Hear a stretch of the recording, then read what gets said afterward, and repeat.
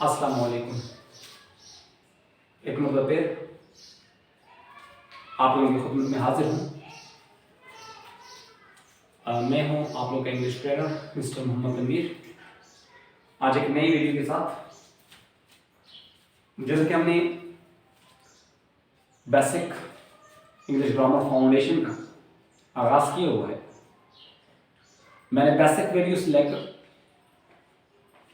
ये तकरीबन छठी वीडियो जो मैं स्टार्ट कर रहा हूँ। आज जो हमारा टॉपिक है वो है पार्ट्स ऑफ स्पीच।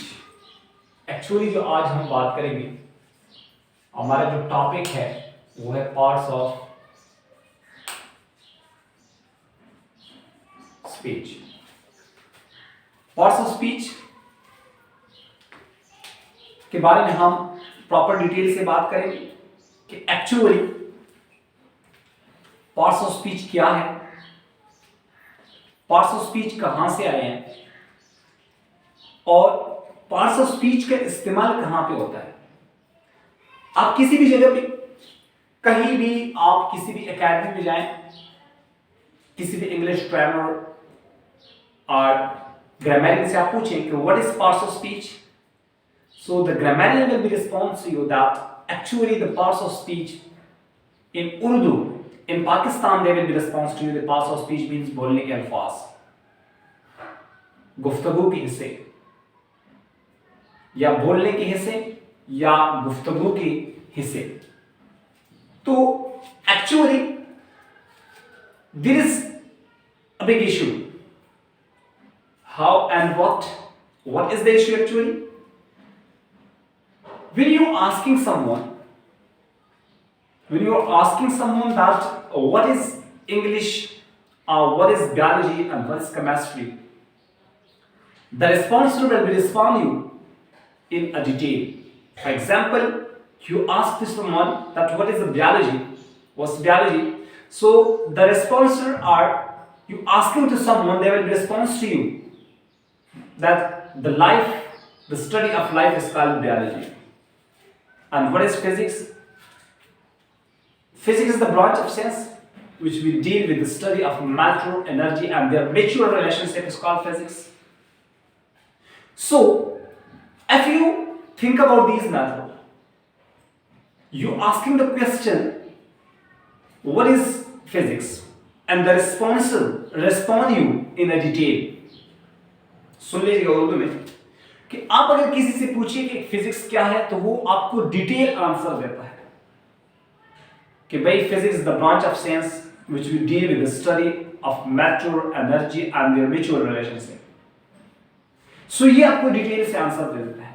लेकिन जब भी आप किसी जगह या किसी भी इंग्लिश ट्रेनर पाकिस्तान में खासतौर आप पूछें या यूट्यूब में आप सर्च करें जो उर्दू स्पीकर है, वो आपको कहता है कि बोलने के हिस्से।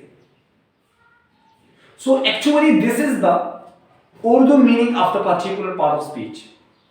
Parts of speech का उर्दू मीनिंग है बोलने के हिस्से, गुफ्तगू के अल्फाज। लेकिन actually how will be define the parts of speech, ये आप आज जानेंगे।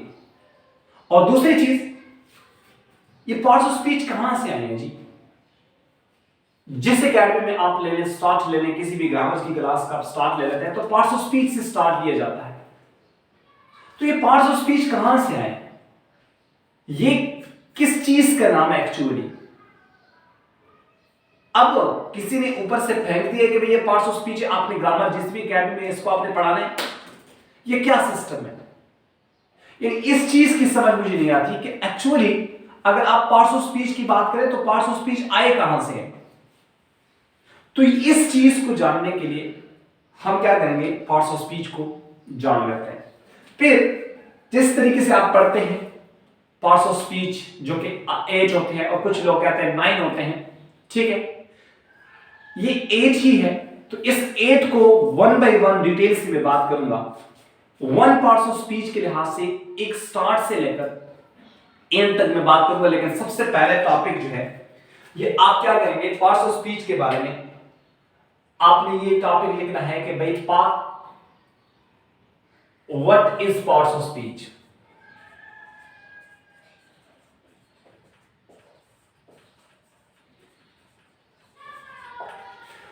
What is parts of speech. अब ये सवाल को जानने के लिए जरा समझ लीजिएगा। आप मेरे चैनल के नाम से आपको पता होगा कि भाई इंग्लिश विद तनवीर, यानी मेरी रिलेटेड किस चीज का, तो इंग्लिश के साथ। इंग्लिश को मैं पढ़ा रहा हूं। आपको ये मालूम है कि मेरा ताल्लुक जो है वो किसके साथ है, इंग्लिश के साथ। अब इंग्लिश को एज अ लैंग्वेज ट्रीट किया जाता है, याद कीजिएगा, इंग्लिश को एज अ लैंग्वेज ट्रीट किया जाता है। जब आप इंग्लिश की बात करें, मैंने डिटेल से आपको बेसिक वीडियो बनाई थी कि भाई व्हाट इज इंग्लिश एक्चुअली। आप जाके वीडियोस में देख सकते हैं कि आपको मिल जाएगा कि इंग्लिश एक्चुअली क्या है। एक डिटेल से मैंने आपको समझाया था बेसिक वीडियो में। इंग्लिश लैंग्वेज के बारे में मैंने बताया था। अब किसी भी लैंग्वेज को किस चीज की जरूरत होती है, साउंड की जरूरत होती है। क्यों साउंड की जरूरत होती है? किसी भी जबान बोलने के लिए अगर किसी के पास साउंड नहीं है तो it means the particular person will not able to speak any language. And especially we are here talking about the English language. So English language is needed to the sound. Sound is the basic unit of any language. If someone don't have a sound, it means the particular person, kids, boys, little or lesser, will not able to speak any language in future. Sound is a main thing. Sound is play a vital role in English language. Even in all language. So here sound जो है ये तमाम ही English language के लिए एक बुनियादी इकाई है। अब साउंड के लिए मैंने क्या बात की थी कि साउंड हमारे पास टोटल 44 है। इस पे मैंने डिटेल से वीडियो बनाई है कि साउंड क्या है। Sound is the basic unit of any language, लेकिन साउंड को जो रिटन फॉर्मेशन है वो हमारे पास है लेटर। साउंड की रिटन फॉर्मेशन क्या होती है? लेटर होती है, क्योंकि साउंड लिखा नहीं जा सकता। साउंड को लिखने के लिए एक फॉर्म हमें मिला है जिसको हमने नाम दिया लेटर। फॉर एग्जांपल ए। आप अगर यहां पे देख रहे ए को, ये एक लेटर है। मैं आपसे पूछ रहा हूं कि ये क्या है? लेटर है। मैंने कहा कहां से आया? आप कहते हैं कि सर हमारे पास साउंड क्रिएट करने के लिए, यानी ए का जो साउंड है वो क्या है? दो किस्म के साउंड क्रिएट करता है। अब अगर आप देखिए यहां पे मैं लिखता हूं कि असेंबली, मैंने असेंबली लिखा, फिर मैंने यहां पे लफ्ज लिखा आस्क, और फिर नंबर 3 मैंने लिखा अल्लाह। ठीक है। यहां पे मैंने लिखा एटीट्यूड, यहां पे मैंने लिखा एरियल, और फिर मैं लिखता हूं यहां पे, ठीक है। अब अगर देखें ये असेंबली, आस्क, अल्लाह, ये तमाम के तमाम स्टार्टिंग जो लेटर है वो ए है। इस लेटर को क्या कहा जाता है? यदि आपको इस शेप का जो लेटर मिल जाए तो इसको आप डायरेक्टली कहते हैं कि ये सर ए है, यानी इस लेटर का नाम ए है। ये लेटर, इसका नाम ए है। लेकिन इसकी साउंड को देखिए, यहां पे असेंबली, यहां पे ये जो असेंबली की बात हो रही है, ये जो ए का साउंड है वो है ए। यहां पे इसलिए से मैंने नीचे ए लिखा है, असेंबली। अब यहां पे देखिए, ये जो आपके पास ये जगह पे ए है, ये है आस्क, ये आ का साउंड है, और यहां पे देखिए अल्लाह, आ का साउंड है। फिर यहां पे देखिए एटीट्यूड, एटीट्यूड जो साउंड है ये ए का साउंड है। फिर एरियल, एरियल भी ए का साउंड है। यानी इसका मतलब ये है कि इस ए ने, ए लेटर ने दो साउंड के लिए, दो साउंड को ए लेटर रिप्रेजेंट करता है। यानी two types of sound which is represent with the help of a letter. So इसीलिए अगर आप बी को देखें, ये एक बी लेटर है, इसका अगर आप साउंड देखें, पहला साउंड मैं लिखता हूं यहां पे, ये मैंने लिखा, और फिर मैंने लिखा ये, और थर्ड मैंने लिखा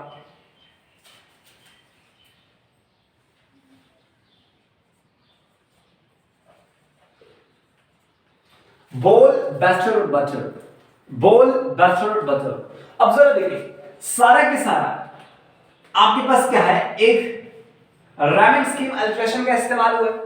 अब यहां पे भी बी है, यहां पे भी बी है, यहां पे भी बी है, लेकिन ये बी होल नहीं है। समझ आ रही है? बी जो है ये आपके पास एक लेटर है, और बी जो है ये आपका साउंड यहां पे क्रिएट करता है, लेटर नाम नहीं बताता। तो इस वजह से ये अगर आप देखें, ये बा का साउंड क्रिएट करता है, लेकिन ऐसे बा का जिसके ऊपर पेश हो, बा, वो, यानी वो का साउंड यहां पे क्रिएट करता फर्स्ट लेटर में। फर्स्ट वर्ड्स में बी जो है ये बो का साउंड क्रिएट करता है, बी बो का साउंड क्रिएट करता है। और सेकंड में बेटर, सेकंड में बे का साउंड क्रिएट करता है, और थर्ड में जो है ना बटर, तो इसमें बा का साउंड क्रिएट करता है, यानी बो बे बो। ये अगर आप देखें तो इसमें डायरेक्टली आपको यहां मालूम होता है कि एक लेटर ने 3 टाइप्स ऑफ साउंड को क्या किया है, कवर किया गया है। तो अब देख लीजिएगा कि आपके पास साउंड की रिटन फॉर्मेशन, ये हमारे पास एक साउंड है सारे के साथ, इन साउंड की यानी बा बे बो ये साउंड है। बा बे बो का जो साउंड है, इसकी साउंड क्रिएट करने के लिए हमने किसकी मदद ली है, हमने लेटर बी का मदद लिया है। यानी बी ने हमें बोल भी कहा, बी ने हमें बैटर भी प्रोवाइड किया, बी ने हमें बटर भी प्रोवाइड किया। इट मींस कि written formation of the sound is called letter. अब जब हम लेटर की बात करते हैं तो आपको ये मालूम होना चाहिए, मैंने ये भी बताया था कि साउंड आपके पास टोटल कितने हैं, 44 है। इंग्लिश में 44 साउंड है, और लेटर टोटल कितने हैं, 26 है। अब 26 यानी साउंड जब 44 है और 26 लेटर है, तो लेटर भी कितने होने चाहिए, 44 होने चाहिए। लेकिन क्यों कम पड़ गए? अब देखिए, एक लेटर ने 2 साउंड को कवर किया है, एक लेटर ने 2 साउंड को कवर किया है। जब एक लेटर ने 2 साउंड को कवर किया है, तो आपको ये मालूम होना चाहिए कि एक लेटर ने 2 साउंड को कवर किया है, तो एक लेटर 2 साउंड ले लिया है। इस वजह से यहां पे बराबर हो गए, 2 1 के बराबर हुआ। अब एक लेटर ने 3 साउंड को कवर किया हुआ है, तो इट मींस कि हमें यहां पे यू मालूम हुआ कि साउंड, इसी वजह से लेटर हमारे पास कम पड़ गए कि एक लेटर से हम मुख्तलिफ किस्म के साउंड का काम ले सकते हैं। One letter can create a different kind of sound. So because of this we can say we have a 26 letter as compared to the 44 sound. 44 sound is convert into 26 letter because one letter is create a different kind of sound, various kind of sound. For example, B is create a ba sound, be sound, bo sound. So these ba be bo sound is created with the help of one letter. So actually this is the matter. So हमारे पास written formation किसका है, letter का। अब जरा देखें, मैंने ये भी कहा कि भाई आपके पास अगर A है, ठीक है, आपको मैं बताऊं A क्या है, तो आप मुझे कहेंगे कि sir A is a letter, A एक लेटर है। मैंने कहा ठीक है, और फिर अगर मैं आपसे पूछूं कि A B C and D क्या है, आप कहेंगे sir A B C D is a letter, letters। मैंने कहा क्यों, आपने कहा sir more than one, anything which found more than one, that is called plural form. So because of this, when we add something into plural, we normally put s. So actually this is the plural form of letter. Letter is a singular form and letter is a plural form. So because of this we can say it is a plural form of the letter. So more than one and less than 26. More than one, less than 26, that will be called letters. And only a single from the set of 26 is called letter. Okay. So and number 3. अब जरा देखिए, A से लेकर and A to Z are called alphabet. A से लेकर Z तक इसको alphabet कहते हैं। क्या कहते हैं? अल्फाबेट। A से लेकर Z तक alphabet, more than one, less than 26 is called letters, and one is from these all 26, only a single letter is called letter. Got it? Single one is called letter. अब अगर मैं यहां पे कहूं, मैंने लिखा कि K, अब यहां पे देखिए KOOB मैंने लिखा, तो आपने मुझे कहा कि sir these are called letters. मैंने कहा क्यों? आपने कहा सर 1 2 3 4 ये क्या है? लेटर्स है। मैंने कहा वेरी गुड, ये आपके पास एक लेटर्स को डिनोट करता है, क्योंकि मोर देन 1 है एंड लेस देन 26 है। मैंने कहा ठीक है। फिर मैंने एक यहां पे लिखा, मैंने कहा कि BOOK मैंने पूछा कि बेटा दीज आर 4 लेटर्स, ये क्या है? 4 लेटर्स है, ये 4 लेटर्स है। Are these letters or anything else? ये letters है या कुछ और चीज है? आपने कहा sir these combination of letters, these are the combination of letter but that's called letters because more than one। and इसको आपने कहा कि सर हम क्या कहेंगे? इसको हम लेटर नहीं कह सकते, इसको हम वर्ड कहेंगे। मैंने कहा क्यों? आपने कहा सर मैंने आपसे पूछा कि 1 2 3 4 ये भी 4 लेटर्स है, ये भी 4 लेटर्स है, तो आप इसको लेटर्स कहेंगे, इसको, यानी ये आपके पास लेटर्स है और ये वर्ड है रीजन। आपने कहा सर कलेक्शन ऑफ लेटर्स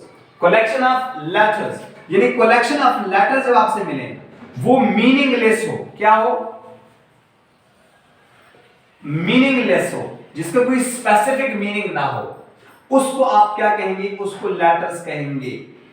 जिसका कोई मीनिंग ना हो लेकिन रिटन फॉर्म मौजूद हो, जिसका कोई मीनिंग ना हो रिटन फॉर्म मौजूद हो, उसको आप क्या कहेंगे? लेटर्स कहेंगे। लेकिन ऐसा कलेक्शन ऑफ लेटर्स जो आपके पास मिलकर एक मीनिंग दे दें, तो इसको आप क्या कहेंगे? उसको कहते हैं यानी मीनिंगफुल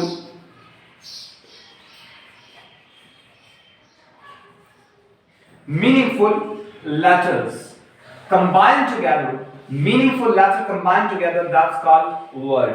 तो इससे ये मालूम हुआ कि सर लेटर्स की कॉम्बिनेशन से हमें क्या मिलता है? वर्ड मिलता है।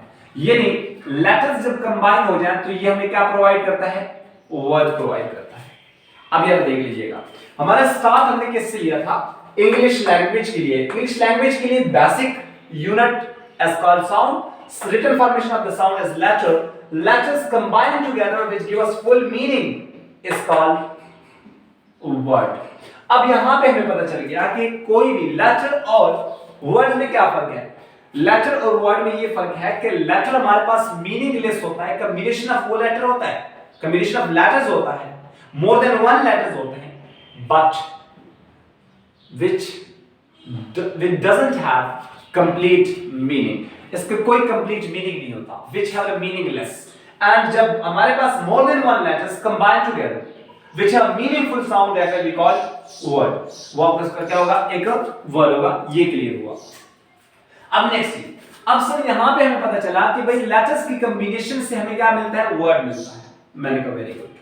अब यहां पे देख लीजिएगा, मैं यहां पे आपके सामने लफ्ज लिखता हूं, ठीक है, आपके सामने लफ्ज के लिखता हूं, मैं लेटर्स की कॉम्बिनेशन करता हूं, आपने मुझे बताना है कि भाई ये लेटर्स है, ये क्या चीज है।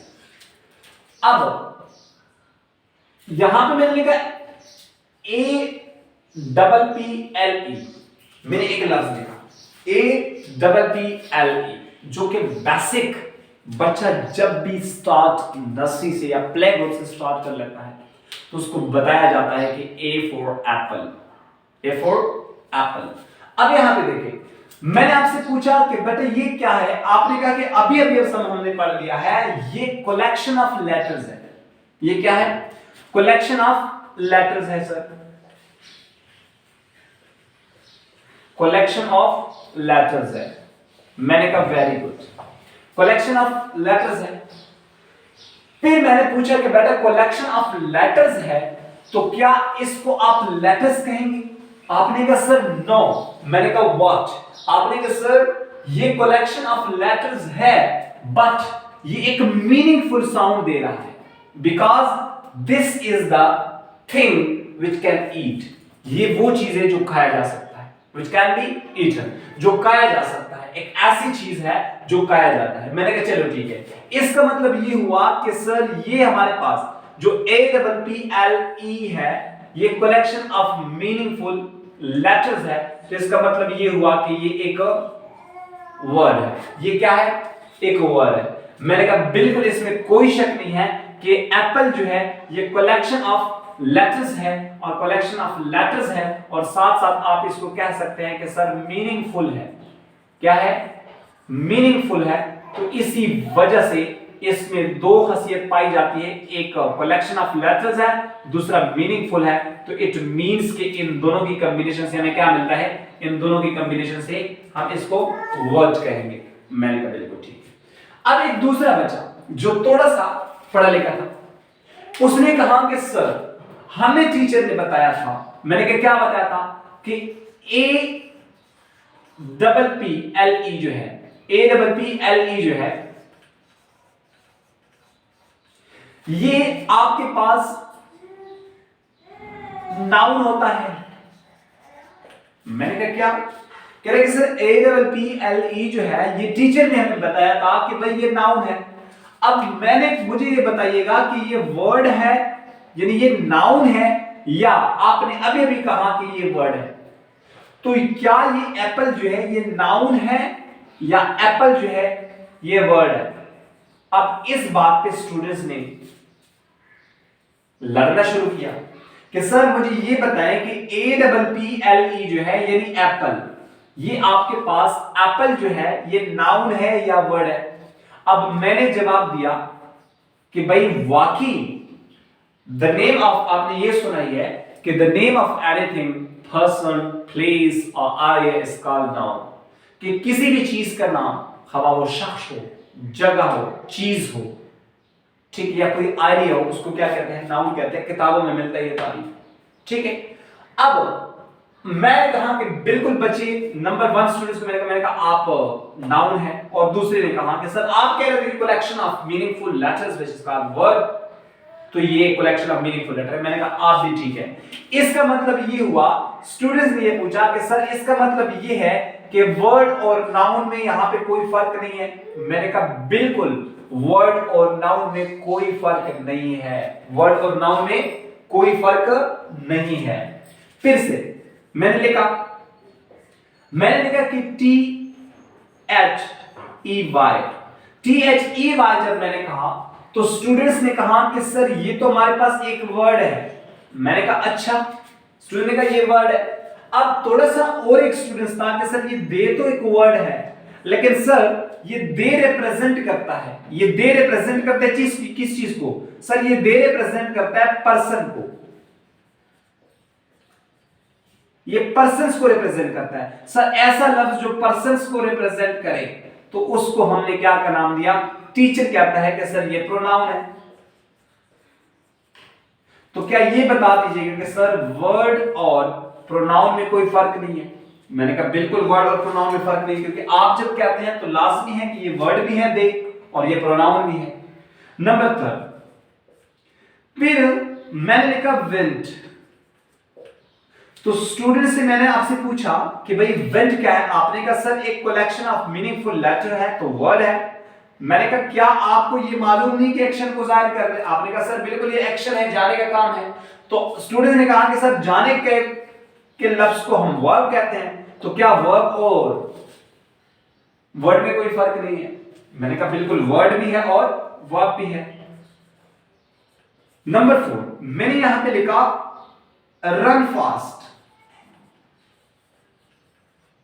रन फास्ट, ये रन का मैंने पूछा, आपने कहा sir are you an run, are you an run. Run का मतलब दौड़ना। सर ये तो एक एक्शन है, तो इसका मतलब ये हुआ कि एक्शन ये तो वर्ब है और वर्ब एक वर्ड भी है। मैंने कहा बिल्कुल ये वर्ब है। तो आपने कहा कि सर ये भी एक हमारे पास वर्ड है, क्योंकि फास्ट का मतलब तेज, यानी दौड़ना। कैसे दौड़ना? तेज दौड़ना। तो फिर दूसरे स्टूडेंट ने कहा कि सर ये दोनों वर्ड तो है, लेकिन ऐसा लफ्ज जो वर्ब की मीनिंग में डिटेल ऐड करे, वर्ब को मॉडिफाई करे, तो उसको हम क्या कहते हैं? उसको हम एडवर्ब कहते हैं। मैंने कहा वेरी गुड। अब एक स्टूडेंट कहता है कि ये फास्ट वर्ड है और दूसरा कहता है एडवर्ब है, तो फिर से यहां बात आ गई कि इट मींस कि there is no difference between word and adverb, यानी there is no difference between word and adverb. फिर नंबर 5 मैंने यहां पे फिर से लिखा, मैंने कहा कि ब्यूटीफुल कार या ब्यूटीफुल हाउस। अब sir beautiful house, sir house का तो हमें पता है कि एक वर्ड है और किसी चीज का नाम भी है, घर का नाम है, तो इसका ये किसी चीज को कहते हैं ये। अब ये तो एक वर्ड है लेकिन ये एक नाउन रहा के नाम है। अब सर ये ब्यूटीफुल जो है ये एक वर्ड तो है, क्योंकि ब्यूटीफुल का मतलब खूबसूरत होता है। अब सर ऐसा लफ्ज जो नाउन की मीनिंग में इजाफा करे तो इसको हमने क्या नाम दिया, उसको सर पढ़ाया गया है कि वो हमारे पास एडजेक्टिव होता है, ये एडजेक्टिव है। अब स्टूडेंट्स कहता है कि सर इसका मतलब है कि वर्ड और एडजेक्टिव में भी फर्क नहीं है। मैंने कहा बिल्कुल यही बात है कि there is no difference between word and adjective. अब यहां पे बात आ गई। अब फिर मैंने यहां पे लिखा कि went before you, went before you, यानी he went before you। अब यहां पे went आपने कहा सर एक एक्शन को रिप्रेजेंट करता है, इसका मतलब ये वर्ब है और वर्ड भी है। सर you एक इंसान को रिप्रेजेंट करता है, इसका मतलब प्रोनाउन है और वर्ड भी है। लेकिन अगर आप बिफोर को देखें, सर बिफोर का मतलब होता है पहले, लेकिन यहां पे ये क्या करता है, वेंट और यू की आपस में एक रिलेशन बताता है, यानी सर ऐसा वर्ड जो रिलेशन बताए। ये वर्ड तो है ही है क्योंकि मीनिंग है, लेकिन रिलेशन बताने वाले वर्ड को हम क्या कहते हैं, प्रेपोजिशन कहते हैं, प्रेपोजिशन कहते हैं। तो इसका मतलब ये हुआ कि सर प्रेपोजिशन और वर्ड में भी कोई फर्क नहीं है। मैंने कहा बिल्कुल you are right, there is no difference between word and preposition. Preposition is actually a word and a word is actually a preposition. समझ आ रही है? यानी आपको यहां ये मालूम हुआ कि सर it means कि these apple they went fast beautiful before, these are the words। मैंने कहा very good, these are the words, there's no doubt these are the words। तो आपने कहा sir these are word noun pronoun verb adverb adjective preposition। मैंने कहा बिल्कुल ये भी है। तो अब फिर मैंने यहां पे एक और लफ्ज लिखा, मैंने कहा कि that। आपने कहा सर that एक वर्ड है, लेकिन किसी बच्चे ने कहा कि सर that तो ज्वाइनिंग का काम करता है, इसका मतलब ये कंजंक्शन है। मैंने कहा बिल्कुल बच्चे ये कंजंक्शन भी है। उसके अलावा फिर यहां पे मैंने कहा अल्लास, अल्लास का मतलब अफसोस का इजहार करना, ठीक है। तो आपने कहा सर इसका भी मतलब है, तो ये मतलब वर्ड है, और फिर किसी दूसरे बच्चे ने कहा कि सर ये तो एनर्जेक्शन है। मैंने कहा वेरी गुड। अब जरा देख लीजिएगा बच्चे, एक सिंपल चीज में बताने की कोशिश कर रहा हूं। ये तमाम के तमाम अगर मैं यहां पे लिखूं, ठीक है, एक मैंने लिखा एप्पल, एप्पल आपके पास क्या है सर, एप्पल हमारे पास एक नाउन है। डे आपके पास क्या है, डे सर प्रोनाउन है। गो क्या, वेंट क्या है, वेंट सर वर्ब है, ठीक है। फास्ट क्या है सर, एडवर्ब है। ब्यूटीफुल क्या है सर, एडजेक्टिव है, ठीक है। और बिफोर क्या है सर, प्रेपोजिशन है। दैट क्या है सर, कंजंक्शन है। अलास क्या है सर, एक इंटरजेक्शन है। मैंने पूछा कि 1 2 3 4 5 6 7 8 ये तमाम के तमाम नाउन प्रोनाउन वर्ब फास्ट, यानी noun pronoun verb adverb adjective preposition conjunction and interjection, ये तमाम के तमाम मैंने कहा ये आपके पास फास्ट जो है एडवर्ब, ये एडजेक्टिव, और ये प्रेपोजिशन, और ये कंजंक्शन, और ये इंटरजेक्शन। तो अब ये तमाम के तमाम मैंने आपसे पूछा कि ये क्या है, आपने कहा sir noun, pronoun, verb, adverb, preposition, conjunction, adjective जो है ये हमें टीचर ने इतना बताया था कि ये तमाम के तमाम पार्ट्स ऑफ स्पीच है। तमाम के तमाम क्या है? पार्ट्स ऑफ स्पीच है। मैंने कहा अच्छा, यानी ये तमाम के तमाम पार्ट्स ऑफ स्पीच है। मैंने कहा वेरी गुड। अब मैंने कहा ये पार्ट्स ऑफ स्पीच तो है, यानी नाउन है, प्रोनाउन है, वर्ब है, एडवर्ब है, एडजेक्टिव है, प्रेपोजिशन है, कंजंक्शन है, एडजेक्शन है। लेकिन इसमें एक चीज आप देख ले, यहां से यहां तक क्या ये आपको एक कॉमन चीज नहीं आ रही है? यानी ये पार्ट्स ऑफ स्पीच भी है और साथ साथ ये सारे के सारे वर्ड्स है कि नहीं है? आपने कहा सर बिल्कुल वर्ड्स है। इंडिविजुअल देखिए ये तो वर्ड है, तो इसका मतलब ये हुआ कि वर्ड और पार्ट्स ऑफ स्पीच में कोई फर्क नहीं है। इसका मतलब ये हुआ कि वर्ड और पार्ट्स ऑफ स्पीच में कोई फर्क नहीं है, क्योंकि अगर मैं एप्पल को वर्ड बोलूं तो ये भी आपको मालूम होना चाहिए कि एप्पल एक वर्ड है, लेकिन पार्ट्स ऑफ स्पीच में अगर आप देखें तो ये एक नाउन है। फिर अगर मैं दे बोलूं तो दे आपके पास एक वर्ड है, लेकिन sir according to parts of speech it is a pronoun. Then I say went, according to parts of speech it is a went, but it is also a word. Went is a verb, it is also a word. यानी आप अगर इसको देख लें तो आपको ये मालूम हुआ कि there is no difference between word and parts of speech. यानी पार्ट्स ऑफ स्पीच ही हमारा क्या है, वर्ड हमारे पास क्या होता है, एक पार्ट्स ऑफ स्पीच होता है। यानी there is no difference between parts of speech. अब याद कीजिएगा पार्ट्स ऑफ स्पीच का पहला चीज कि भाई what is parts of speech. Parts of speech कहां से आए हैं? सबसे पहले ये आपके पास एक रास्ता है, लैंग्वेज को साउंड की रिटन फॉर्मेशन, लेटर की रिटन फॉर्मेशन, यानी मीनिंगफुल साउंड के साथ वर्ड होता है और word he parts of speech है। ये पार्ट्स ऑफ स्पीच का लफ्ज हमें कहां से मिला? एक्चुअली पार्ट्स ऑफ स्पीच का लफ्ज वर्ड से मिला। यानी parts of speech is the collection of meaningful letters. Collection of meaningful letters is actually is part of speech which is called word। अब यहां पे देख लीजिएगा, यहां पे आपको मालूम होना चाहिए कि जितने भी हमारे पास हुरूफ का मजमुआ होता है, यानी हुरूफ का मजमुआ जो हमें मीनिंगफुल साउंड दे दे, तो हमारे लिए क्या होता है, वर्ड कहलाता है, और वही word he parts of speech है।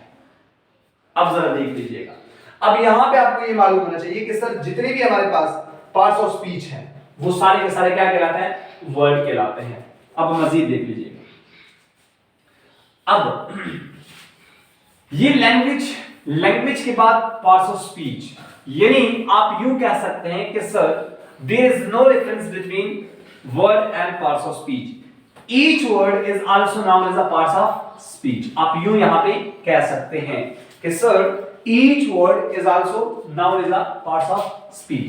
यानी हमारे पास वर्ड जो है ये क्या कहलाता है, ये पार्ट्स ऑफ स्पीच कहलाता है। अब सर मैं यहां पे आप दो आदमियों ए एंड बी के दरमियान गुफ्तगू हो रही है, ए एंड बी के दरमियान कम्युनिकेशन की जा रही है, कम्युनिकेशन। अब देखिए ए एंड बी के दरमियान जब कम्युनिकेशन की जा रही है, ए बी को कहता है, बी को यानी ए बी से पूछता है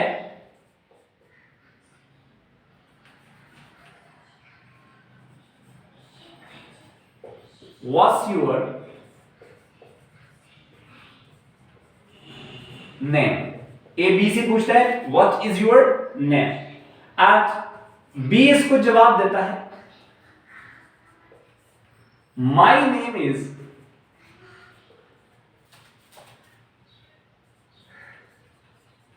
Khan, my name is Khan.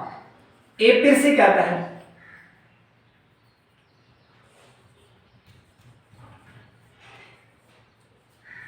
Where do you live, where do you live. B कहता है I live in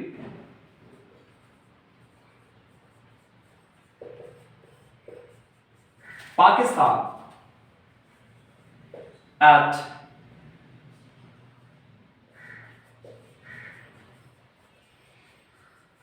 Islamabad. I live in Pakistan at Islamabad. अब देखिए यहां पे आप देख रहे हैं आई लिव इन पाकिस्तान, सिंपली, ताकि इसको शॉर्ट कर लेते हैं। अब आप देख लीजिएगा यहां पे ए और बी के दरमियान में कम्युनिकेशन की जा रही है, ठीक है। अब देखिए जब ए बी को कहता है, अब जरा देखिए ये एक वर्ड का इस्तेमाल है, ये इज का इस्तेमाल है, ये लेटर यानी आपके पास यूएस का इस्तेमाल है, और ये नेम का इस्तेमाल है। फिर यहां पे माई का है, नेम का है, इज का है और खान का है। फिर यहां पे वेयर का है, डू का है, यू का है और लीव का है। फिर आई का है, लीव का है, इन का है और पाकिस्तान का है। अब तमाम के तमाम को अगर आप देखें तो ये तमाम के तमाम आपके पास क्या है, एक वर्ड्स है कि नहीं, ये एक वर्ड्स है, तमाम के तमाम ये वर्ड्स है। लेकिन ग्रामेटिकली अगर आप देखें तो ये तमाम के तमाम वर्ड्स किस चीज में इस्तेमाल हुए हैं, ये तमाम के तमाम वर्ड्स कम्युनिकेशन में इस्तेमाल किए गए हैं। ये तमाम के तमाम वर्ड्स कम्युनिकेशन में इस्तेमाल किए गए। जब ये तमाम के तमाम वर्ड्स कम्युनिकेशन में इस्तेमाल किए गए हैं तो इट मींस कि अगर इस तमाम के वर्ड्स को कम्युनिकेशन में हम बात करें तो हम ये कह सकते हैं कि अब इसमें क्या इस्तेमाल है। सर व्हाट को अगर आप देखें, व्हाट आपके पास एक प्रोनाउन है और आपके पास इंटरोगेटिव प्रोनाउन कहलाता है। इज आपके पास एक वर्ब है, यूर आपके पास एक एडजेक्टिव है, नेम आपके पास एक नाउन है। माई फिर आपके पास एक एडजेक्टिव है, नेम आपके पास एक नाउन है, इज आपके पास फिर से वर्ब है और खान आपके पास फिर से नाउन है, ठीक है। अब वेयर, वेयर आपके पास एक प्रोनाउन है, डू क्या है, वर्ब है, यू क्या है, प्रोनाउन है, एंड लीव क्या है, ये आपके पास एक वर्ब है। आई क्या है, एक प्रोनाउन, लीव क्या है, वर्ब, इन क्या है, प्रेपोजिशन, एंड पाकिस्तान क्या है, एडवर्ब। अब जरा देख लीजिएगा ये तमाम के तमाम pronoun, verb, adjective, noun, adjective, noun and verb, noun, pronoun, verb, pronoun, verb, pronoun, verb, preposition and adverb. तो ये तमाम के तमाम आपकी क्या है, बोलने के अल्फाज, ये कम्युनिकेशन में इस्तेमाल होने वाले हैं और ये तमाम के तमाम पार्ट्स ऑफ स्पीच है कि नहीं है, पार्ट्स ऑफ स्पीच है। अब आप यूं कह सकते हैं what is parts of speech actually. तो आप पार्ट्स ऑफ स्पीच के लिए यहां पे डेफिनेशन कह सकते हैं कि पार्ट्स ऑफ स्पीच अगर आप डिफाइन कर सकें, यही सवाल का जवाब अभी आपको मिल रहा है। कहां से, इन तमाम के तमाम बातों के बाद कि a source of communication, a source of communication, या आप लिख सकते हैं कि a way of communication, correct, a way of communication, a way of communication in which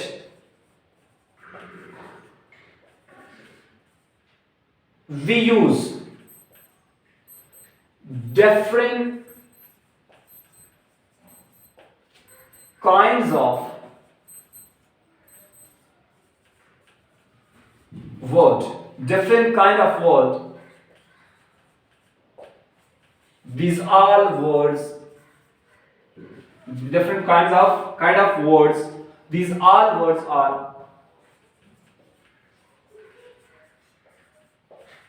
known as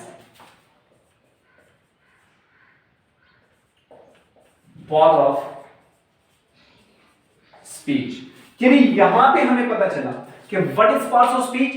Sir, the source of communication or the way of communication, A way of communication in which we use different kinds of words. A way of communication, बातचीत करने का एक रास्ता, एक तरीका, in which we use different kind of words. These are the different kinds of words. Got it? And it's different kinds according to structure, according to parts of speech. These are different kinds of words. These all words are known as the parts of speech. ये तमाम के तमाम क्या कहलाते हैं? ये parts of speech कहलाते हैं. यानी आपको यूं मालूम हुआ कि सर पार्ट्स ऑफ स्पीच क्या है, बोलने के ऐसे is the Urdu translation, is the Urdu meaning, but according to a proper way, authentical way, we can define the parts of speech, a source, a way of communication in which we use different kind of words. These all words are known as the parts of speech. ये याद कीजिएगा. अब sir फिर ये तमाम के तमाम जो है, ये तमाम के तमाम ये वर्ड मुख्तलिफ किस्म के पार्ट्स ऑफ स्पीच का नाम क्यों दिया गया? पार्ट्स ऑफ स्पीच जो है ये एज अ फंक्शन डिसाइड किए जाते हैं. पार्ट्स ऑफ स्पीच कोई भी लफ्ज किसी तरीके से यानी फंक्शन के मुताबिक हम उसको डिसाइड करेंगे. फंक्शन के मुताबिक ये पार्ट्स ऑफ स्पीच में डिवाइड किया गया है. यानी वर्ड जो है ये फंक्शन के जरिए पार्ट्स ऑफ स्पीच में डिवाइड किया गया है कि ये फलाना पार्ट्स ऑफ स्पीच है. यानी according to the function the word will be represent. This is their parts of speech. कि भाई ये हमारे पास वो पार्ट्स ऑफ स्पीच है. फंक्शन के अकॉर्डिंग आप जानोगे. आप फंक्शन के बगैर किसी भी लफ्ज के बारे में नहीं कह सकते. फंक्शन के बगैर किसी लफ्ज के बारे में नहीं कह सकते. अब फंक्शन हमारे पास क्या है? फंक्शन को अगर हम देखें तो वर्ड्स की अगर हम टाइप्स देखें, types of words, types of word.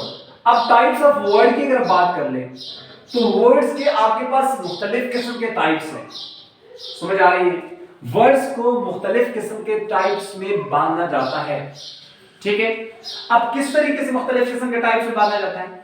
जब आपने बात की है कि collection of meaningful letters which have a meaningful sound, a letter, a collection, a combination of letters which have a meaningful sound, that is called word. ये actually कोई भी चीज जब होता है उसका कुछ रूट होता है. रूट. तो सबसे पहला जो टाइप्स हमारे पास है वो है रूट वर्ड. रूट वर्ड जिससे एक ऐसा जड़, एक ऐसा रूट जिससे हमें वर्ड्स मिलता है. तो टाइप्स नंबर 1 की बात आ गई है. पहला हमारे पास क्या है? रूट वर्ड है. अब रूट वर्ड हमारे पास क्या होता है? कॉम्बिनेशन ऑफ मीनिंगफुल, यानी collection of meaningful letters, collection of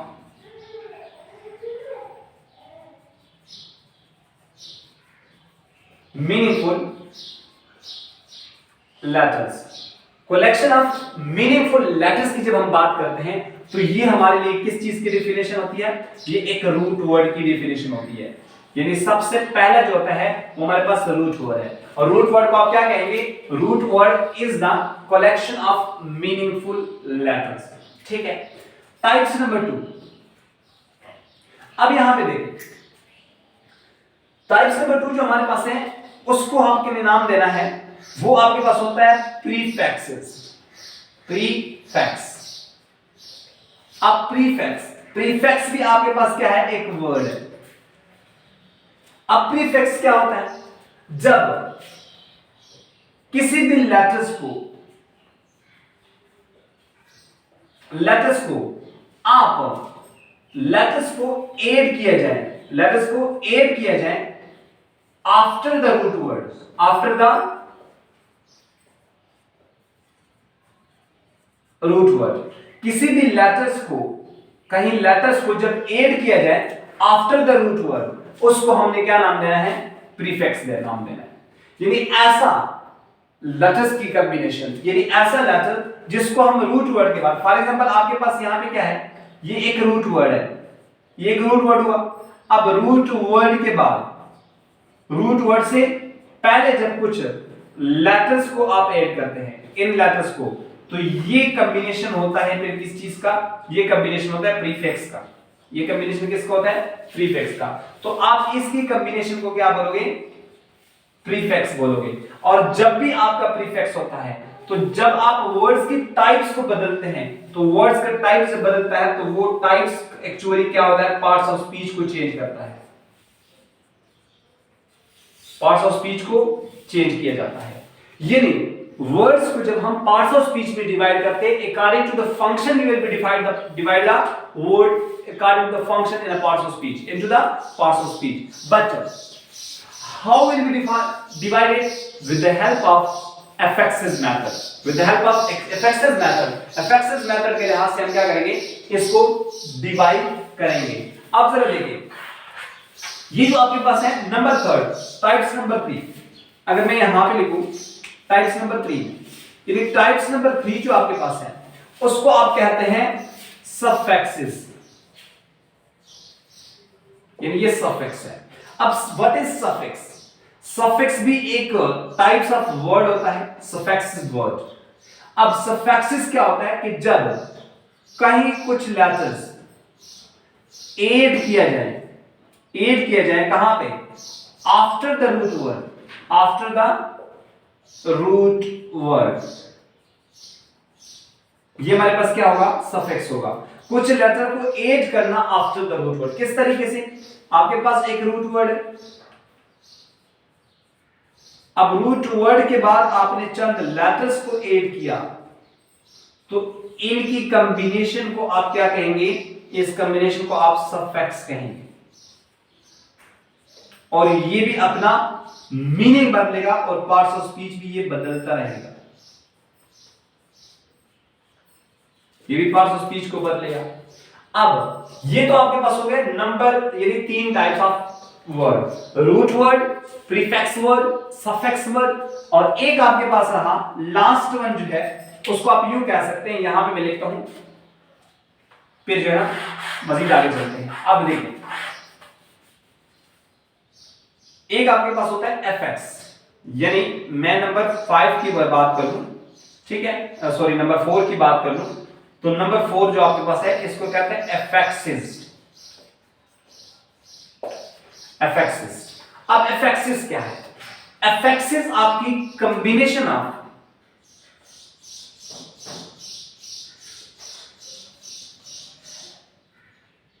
prefix, combination of root word,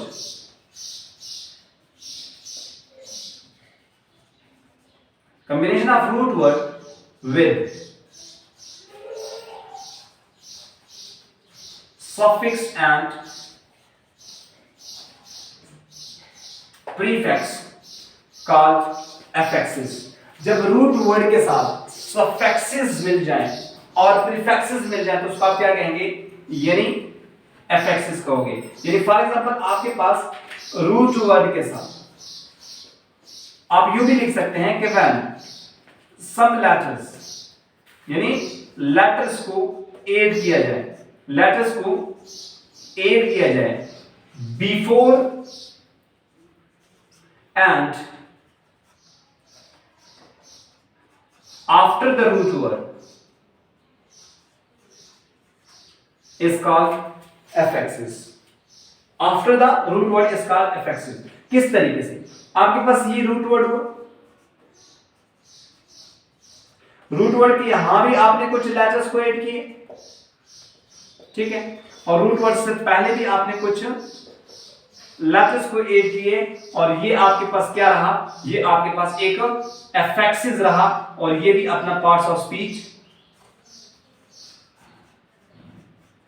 parts of speech बदलेगा। तो ये था आपका एक प्रॉपर पार्ट्स ऑफ स्पीच का एक रिदम के पार्ट्स ऑफ स्पीच एक्चुअली बनते कैसे हैं, कहां से आते हैं, और किस तरीके से हम पार्ट्स ऑफ स्पीच को समझ सकते हैं। सबसे पहले part of parts of speech, part of part of speech से हमने क्या कहा कि we are talking about in English, English can treat with the help, English can treat like a language, and language needs a sound. Without sound we can't create any language. Okay, sound is the basic unit of any language. When sound converts into written form, that is called letter.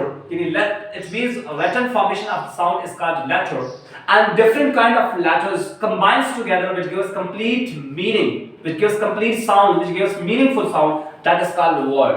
Word is actually is the name of parts of speech. What is parts of speech? Parts of speech is the way of communication which we use different kinds of words. These all words are known as the parts of speech.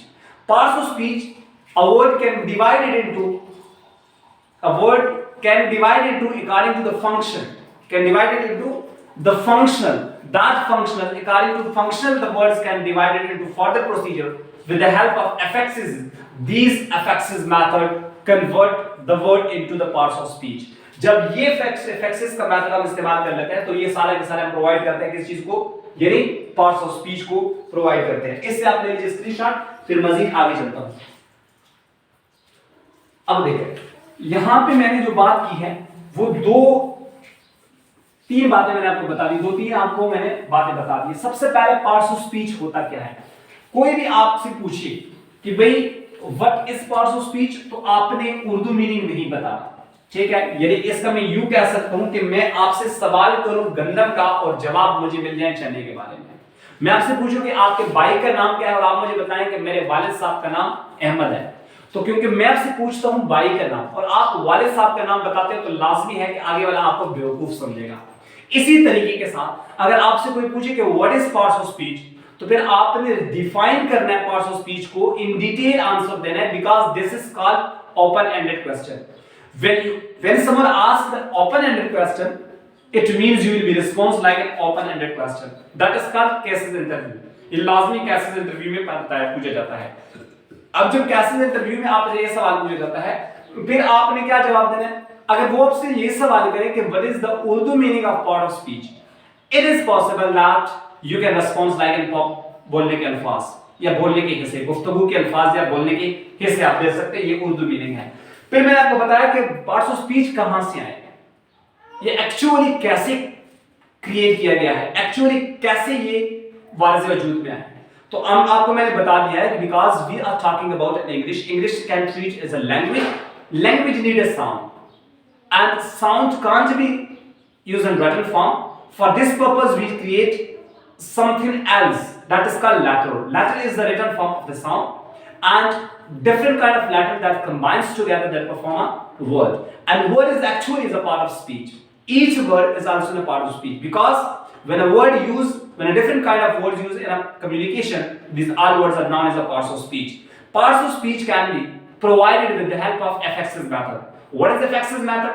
Affixes method when we are divided the word into different parts and different kinds with the help of some letters which is aids in some cases before from the root word and which aids in some cases after the root words, that is called affixes method. And that affixes method can change the word's condition, the word function, and these according to function we can say that this is the parts of speech of this word is according to this word is the parts of speech according to this function के मुताबिक हम इसको समझ सकते हैं. अब जरा देखिए, फिर मैंने आपको प्रीफिक्सेस और सफिक्सेस की बात कर ली कि भाई आपके पास अगर वर्ड्स की टाइप कर ले तो वर्ड्स हमारे पास सबसे पहले जो टाइप्स ऑफ वर्ड्स है, जो टाइप्स ऑफ वर्ड है, सबसे पहले आपके पास क्या हुआ, आपके पास रूट वर्ड है. रूट वर्ड है. अब रूट वर्ड क्या रहा सर? रूट वर्ड हमारे पास ऐसे कलेक्शन ऑफ लेटर, यानी आप लिख सकते हैं collection of meaningful letters, collection of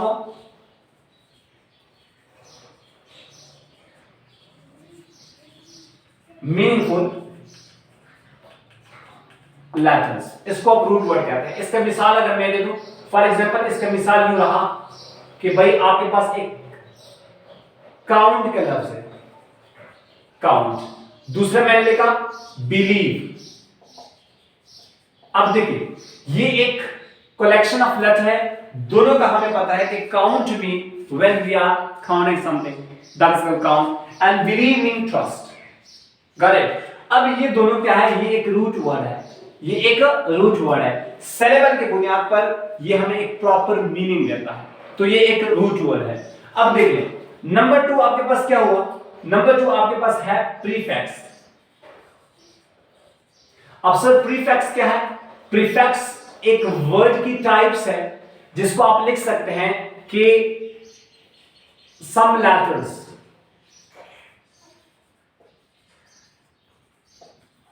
aid before the root word. Some letter aid before the root words, that is called prefixes. For example, अब root word आप यूं कह सकते हैं कि letters, अब ये लेटर्स आपके मीनिंगफुल भी हो सकते हैं, मीनिंगलेस भी हो सकते हैं. There is no any such kind of way that these all letters will be meaningful in any case. Nothing. It can be a meaningful and it can be a meaningless. Got it. अब ये letters हुआ और फिर यहां पे root word है. Root word. अब अगर इसका मैं मिसाल दे दूं, रूट वर्ड का क्या है? सबसे पहले मैंने लिखा था काउंट. अब काउंट कर ले. और दूसरा मैंने क्या लिखा? बिलीव. अब इससे मैं कुछ लफ्जों को ऐड कर लेता हूं. मैंने यहां पे लिखा UN, लेटर्स को मैंने ऐड किया. अब फिर मैंने लिखा UM, यहां पे भी मैंने लिखा. ठीक है. अब दोनों से क्या मिला? इन तमाम के तमाम यानी letters plus root words combine together, that is called prefix. ठीक है. अब यहां पे भी मुझे प्रीफिक्स में लफ्ज मिला जिसका मतलब है अनकाउंट. ठीक है. अब इसका स्ट्रक्चर चेंज हुआ. अब यहां पे क्या है? अनबिलीव. तो ये आपके पास एक प्रीफिक्स का एग्जांपल हुआ. नंबर थर्ड अगर आप देखें, थर्ड जो आपके पास है वो है, इसको कहते हैं सफिक्सेस. सफिक्स. अब सफिक्स क्या है? एक टाइप्स ऑफ वर्ड है. ठीक है. अब इसको आप लिख सकते हैं when some letters add after the root word. जब रूट वर्ड से कुछ लेटर बाद में ऐड किए जाए तो उसको आप क्या कह सकते हैं? उसको आप प्रीफिक्स कहते हैं. फॉर एग्जांपल, यहां पे आपके पास एक रूट वर्ड हुआ. ये आपका एक रूट वर्ड है. अब इस रूट वर्ड के बाद आप क्या करें? आप कुछ लेटर्स को ऐड करें. तो ये आपको क्या प्रोवाइड करेगा? ये आपको देगा सफिक्स. ठीक है. इसका मिसाल क्या है? रूट वर्ड मैंने क्या बताया था? काउंट. और फिर दूसरा मैंने क्या बताया? बिलीव. Count and believe. अब देखिए, इसके साथ काउंट के साथ मैं क्या करता हूं? कुछ लेटर्स को ऐड करता हूं और बिलीव के साथ मैं कुछ लेटर्स को ऐड करता हूं. तो काउंट के साथ लेस को अगर ऐड किया जाए तो ये क्या हो जाएगा? काउंटलेस. और काउंट बिलीव के साथ एबल को हो जाएगा तो ये बिलीव एबल हो जाएगा. तो according to parts of speech ये चेंज हुआ. काउंटलेस, अनकाउंट या काउंटलेस. अब देखिए, या आप लिख सकते हैं काउंट के साथ आप एबल को भी ऐड कर सकते हैं. तो आप इसको काउंटेबल का नाम भी दे सकते हैं. Countable noun, uncountable noun. अब अनकाउंट नाउन. अब यहां पे देखें, काउंटेबल ये एडजेक्टिव बन गया और यहां पे आपके पास अनबिलीवेबल या बिलीवेबल बन गया.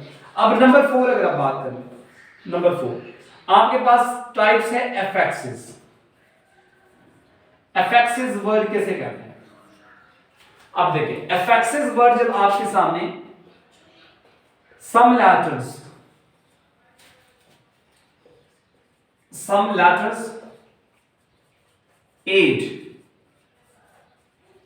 before and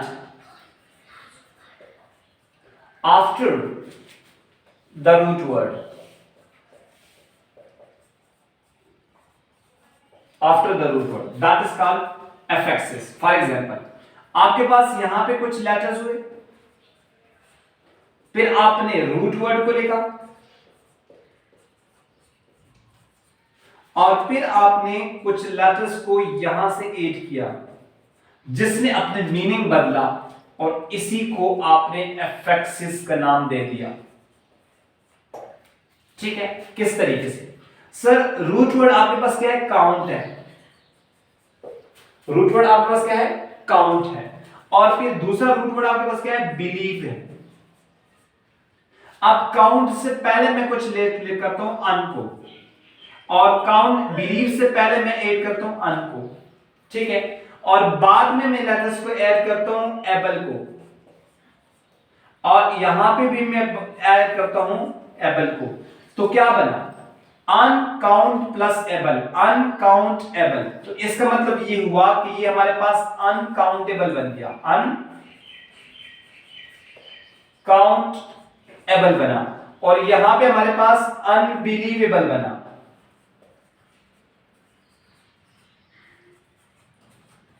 अब सर यहां पे बात हो रही है कि सर हम किस तरीके से समझेंगे कि हमारे पास रूट वर्ड है।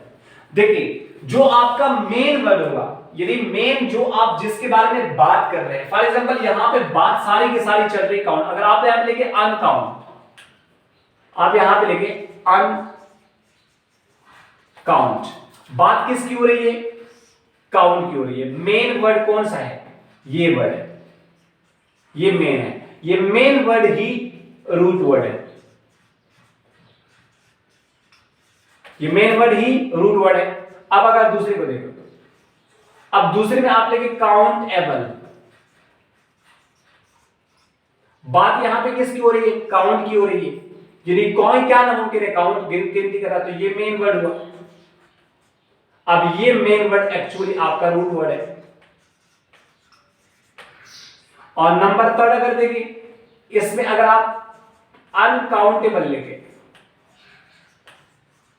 फिर भी बात किसकी हो रही है, काउंट की हो रही है, तो ये आपके पास मेन वर्ड हुआ।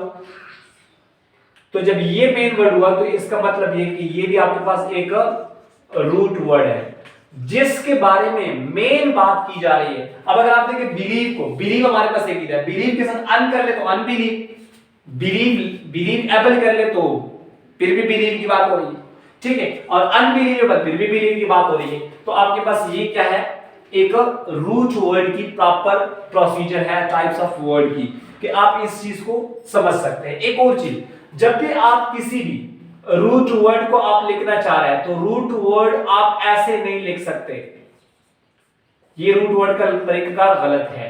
रूट वर्ड जब भी आपने लिखना है, रूट लगाकर फिर एफन देकर आपने ओके वर्ड लिखना है। तो this is the correct form of writing root word, got it, root word, suffixes, prefixes word, तो ये सारा का सारा एफन लगाकर फिर आपने इस तरीके से समझ लेना है। तो this is the correct and this one is wrong, got it. तो इस वजह से ऐसे कभी भी मत लिखना, आपको लिखना है तो रूट वर्ड को इस तरीके से आपने लिख लेना है। तो actually this was the part of the lecture about the affixes. With the help of affixes, we can convert the word into another part of speech. So actually, the way of converting method, and that we are convert the word into another word, that is actually called parts of speech procedure. To convert from one word into another word. So actually that's called affixes method, and affixes method is actually can create the function of parts of speech. We are decided the parts of speech according to this method. Got it? So इसका एक लीजिए screenshot, फिर आगे मजीद बात करता हूं इंशाल्लाह आपके साथ। अब ये तो था प्रीफिक्सेस और affixes और suffixes मेथड का। अब sir parts of speech totally हमारे पास कितने हैं, ठीक है, पार्ट्स ऑफ स्पीच टोटली हमारे पास कितने हैं, इस पे बात करेंगे। फिर वीडियो अगर लंबी होती जा रही है तो फिर मैं इंशाल्लाह नेक्स्ट वीडियो में आपके साथ दोबारा मिलूंगा। तो अब जरा देख लीजिएगा, एक्चुअली ये जो पार्ट्स ऑफ स्पीच है हमारे पास, यानी मैंने ये कहा कि इंग्लिश को ट्रीट किया जाता है एज अ लैंग्वेज। लैंग्वेज को जरूरत होती है साउंड की, एंड साउंड की रिटन फॉर्म क्या है, लेटर है, और लेटर्स की रिटन फॉर्म यानी कॉम्बिनेशन क्या होती है, वर्ड, और यही वर्ड कहलाता है पार्ट्स ऑफ स्पीच। और पार्ट्स ऑफ स्पीच की डिफिनेशन मैंने बता दिया है कि पार्ट्स ऑफ स्पीच की डिफिनेशन क्या होता है। अब जरा देखें पार्ट्स ऑफ स्पीच को, अगर हम देखें are totally 8 in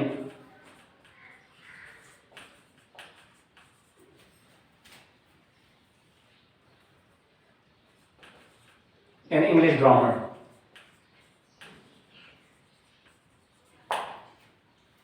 parts of speech क्या है? टोटली 8 है, टोटली 8 है। अब वन बाय वन में थोड़ा सा शॉर्ट आंसर आपको डिफाइन करूंगा, उसके बाद फिर हम जब बात करेंगे तो इन डिटेल हमने सबको वन बाय वन समझ लेना है। अब जरा देखिए, सबसे पहले जो भी आपका पार्ट्स ऑफ स्पीच है, यानी सबसे पहला पार्ट्स ऑफ स्पीच वो है आपका noun.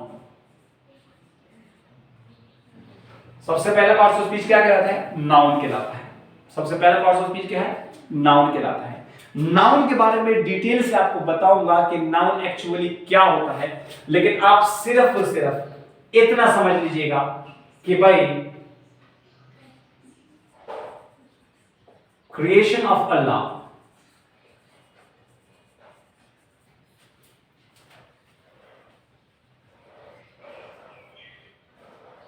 creation of Allah is called noun।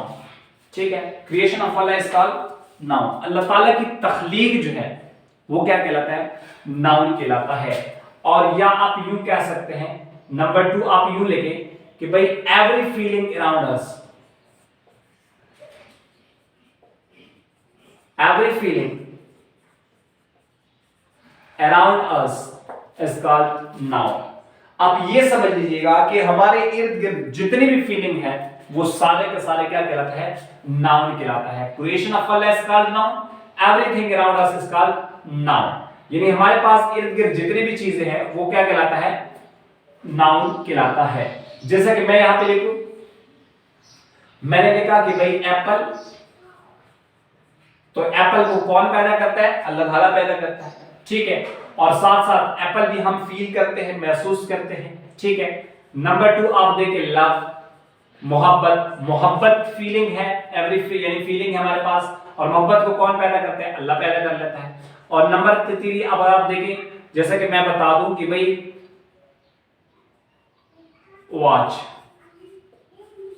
Watch को हम महसूस कर सकते हैं। तो ये सारे के सारे हमारे पास कोई भी आपके इर्द गिर्द एवरी फीलिंग अराउंड अस, आपके पास क्या है? आप इधर देखिए, उधर देखिए, दीवार है, खिड़की है, कपबोर्ड है, पीलो है, कुछ भी है, व्हाइट बोर्ड है, मार्कर है, मैं हूं, आप है, शर्ट है, ट्राउजर है, कुछ भी है, ये सारा का सारा क्या कहलाता है? नाउन कहलाता है। डिटेल में आपको मैं समझाऊंगा। नंबर 2 आपके पास होता है प्रोनाउन। प्रोनाउन क्या होता है एक्चुअली? प्रोनाउन वो लफ्ज होता है विच रिप्रेजेंट द नाउन, जो नाउन को रिप्रेजेंट करे, रिप्रेजेंट द नाउन। ऐसा लफ्ज जो नाउन को रिप्रेजेंट करे उसको हम प्रोनाउन कहेंगे। समझ आ रही है किस तरीके से? देखिए फॉर एग्जांपल यहां पे मैंने लिखा कि भाई Salman is a good boy. Salman एक अच्छा लड़का है। He reads in class 12th। अब यहां पे देखिए, सलमान को रिप्रेजेंट करने वाला नेक्स्ट जुमले में क्या है? ही है। तो ही इज एक्चुअली प्रोनाउन। ही क्या है? प्रोनाउन है। अगर मैं आपसे पूछूं कि व्हाट इज योर नेम, तो व्हाट की जगह आप लिखेंगे अहमद। तो अहमद को रिप्रेजेंट किसने किया? व्हाट ने किया। तो व्हाट आपके पास क्या है? एक प्रोनाउन है। नंबर 3 अगर बात कर लें, मैं लिखता हूं कि नंबर 3 जो है वो है वर्ब। वर्ब क्या होता है? वर्ब शॉर्टली आप देख लीजिए, ब्रीफली बात कर लेंगे कि ऐसा लफ्ज जो एक्शन और स्टेट को रिप्रेजेंट करे, ऐसा लफ्ज जो एक्शन और स्टेट को रिप्रेजेंट करे उसको आप क्या कहेंगे? वर्ब कहेंगे। फॉर एग्जाम्पल मैंने यहां पे लिखा कि I have a car.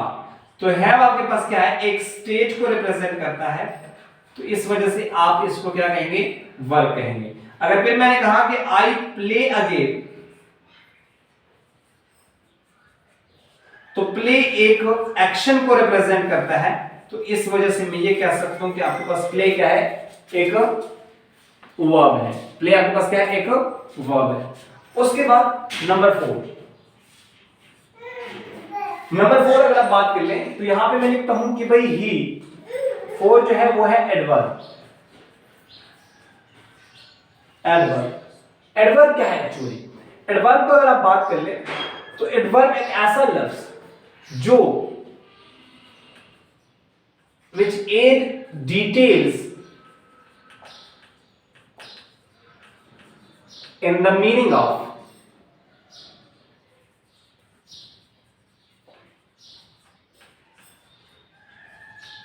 Verb. आप इतना समझे, यहां तक आप इतना समझे, डिटेल से इंशाल्लाह बात करूंगा फिर। अब यहां पे देखिए कि जो वर्ब की मीनिंग में डिटेल ऐड करें। फॉर एग्जांपल मैंने कहा कि भाई ही रन फास्ट। अब फास्ट आपके पास एक एक्शन है और इसकी मीनिंग में डिटेल कैसे दौड़ता है, यानी तेज दौड़ता है, तो आपके पास ये क्या हुआ, एक एडवर्ब रहा। ये आपके पास क्या रहा, एक एडवर्ब रहा। जब ये आपके पास एक एडवर्ब हुआ तो इट मींस कि आपको ये समझ आनी चाहिए कि भाई एडवर्ब आपके पास किसको मॉडिफाई करके किसकी मीनिंग में डिटेल ऐड करता है, वर्ब की मीनिंग में डिटेल ऐड करता है। नंबर 5 अगर मैं यहां पे लिखूं कि ही, यानी आपको एडजेक्टिव, एडजेक्टिव क्या होता है, एडजेक्टिव वो होता है जो नाउन और प्रोनाउन की मीनिंग में डिटेल ऐड करता है। नाउन और प्रोनाउन की मीनिंग में डिटेल ऐड करता है। जैसा कि मैंने लिखा कि ब्यूटीफुल कार, कार कैसी, खूबसूरत। फिर मैंने लिखा कि पेंटेड वॉल, कैसी दीवार, रंग की गई दीवार। तो ये सारे के सारा हमारे पास एडजेक्टिव हुआ। अब फिर नंबर 6 अगर बात कर ले तो 6 आपके पास है प्रेपोजिशन, जो कि दुनिया में इसने यानी आपका एक हल्का हैज वो उठाया कि भाई प्रेपोजिशन एक टफ टॉपिक है, कुछ भी टफ नहीं, इसको समझने के लिए बहुत ही इंशाल्लाह 1 बाय 1 वीडियो में आपको दूंगा, सारा डिटेल से पढ़ाऊंगा, कोई भी इसमें मुश्किल नहीं है। अब प्रेपोजिशन क्या होता है, प्रेपोजिशन एक रिलेटिंग वर्ड होता है, एक रिलेटिंग वर्ड है। किस तरीके से रिलेटिंग वर्ड है, फॉर एग्जांपल मैंने कहा कि ही called him, आपने कहा ठीक है सर, यानी ये आपके पास कॉल है और हिम है। लेकिन अगर मैंने यहां पे यू लिखा कि ही वेंट हिम, आप कहेंगे सर ही वेंट है, कोई तुक नहीं बनता, तो फिर मैं क्या करूं, आपने कहा सर यहां पे ही वेंट टू हिम लेकर जाएगा, ही वेंट टू हिम। मैंने कहा क्यों, आपने कहा सर इन दोनों को रिलेट किया जाता है कि वो जाता है कहां, वो गया कहां गया, उनके पास, ही वेंट टू हिम, वो उनके यहां गया। अब टू ने क्या किया, इन दोनों की रिलेशन बता दी, इनको रिलेट किया है, तो इसी वजह से ये आपके पास क्या है, प्रेपोजिशन है। नंबर 7 अगर बात कर लें, आपके पास एक कंजंक्शन, कंजंक्शन जो है ये एक जॉइनिंग वर्ड है। ये क्या है, जॉइनिंग वर्ड है, ये दो लफ्जों को ज्वाइन कर लेता है। जैसा कि मैंने लिखा कि भाई दो लफ्जों को अहमद एंड आसिम, तो अहमद एंड आसिम, आसिम ने क्या किया, इन दोनों को जोड़ा है। रिलेटिंग और जॉइनिंग में फर्क होता है, प्रेपोजिशन और जॉइनिंग में फर्क, यानी कंजंक्शन में फर्क होता है। लास्ट जो हमारे पास है वो है नंबर 8 जो है वो हमारे पास है इंटरजेक्शन। अब इंटरजेक्शन क्या है, ये एक सडन फीलिंग है, सडन फीलिंग को कहते हैं। जब सडन फीलिंग को हम कहते हैं तो सडन फीलिंग हमारे पास, फॉर एग्जांपल मैं कहूं कि अल्लाह, ठीक है, मैं कहूं वाओ, तो इंशाल्लाह ये तमाम के तमाम अभी तक आपको समझ आई होगी। ये पार्ट्स ऑफ स्पीच थे। अब वन बाय वन नाउन इंशाल्लाह डिटेल नाउन मेरे तौर पे मैं बात करूंगा, तो यकीन से कह सकता हूं कि अब आपको ये चीज समझ आई होगी। अगर फिर भी कोई प्रॉब्लम हो, कोई क्वेरी हो, तो आप मुझे कमेंट्स बॉक्स में बता सकते हैं। और अभी तक अगर आपने मेरे चैनल को सब्सक्राइब नहीं किया है तो बराए मेहरबानी चैनल को सब्सक्राइब कीजिएगा और वीडियो को लाजमी अपने फेसबुक पेज से शेयर कीजिएगा ताकि ये तमाम के तमाम लोगों तक पहुंच सके और लोग इस वीडियो से मुस्तफीद हो सके। तो यकीन से कह सकता हूं कि आपकी ये पॉजिटिव थिंकिंग लोगों तक मेरी तमाम के तमाम ऑथेंटिकल नॉलेज के मेरे तमाम के तमाम पहुंचाने के लिए मेरे मदद करेगा। लेकिन आपसे यकीन करता हूं कि आप वीडियो को जरूर शेयर किया करेंगे और लाजमी फिर कमेंट्स कीजिएगा ताकि मेरा हौसला बढ़ सके। तब तक इजाजत चाहता हूं। कोई भी क्वेश्चन हो तो आप मुझसे पूछ सकते हैं। तब तक इजाजत चाहता हूं। अस्सलाम वालेकुम।